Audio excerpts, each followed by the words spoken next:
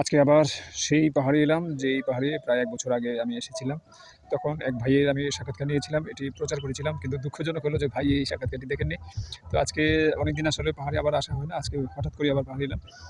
তো এর মধ্যে আমি যখন এলাম তখন আসলে যারা কৃষিকাজ করেন তারা বাড়িতে যাওয়ার সময় আজকে খুব তাপও ছিল, রোদও ছিল। তো এর মধ্যে ভাইয়ের সঙ্গে দেখা হলো, যার সাক্ষাৎকার ১ বছর আগে প্রায় নিয়েছিলাম। গত বছর এমন দিনে তখনও খুব খরা ছিল, বৃষ্টি ছিল না এবং ফসলের বেশ ক্ষয়ক্ষতি হচ্ছিল।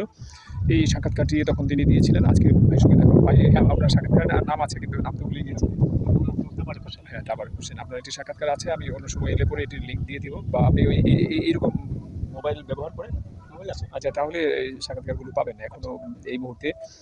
শুধু আপনার সঙ্গে দেখা হয়ে গেল, এইজন্য একটু কথা বললাম। তো এখন আজকে যে জমিতে ছিলেন, এগুলো কিসের চাষ করছেন? করলা। করল্লা।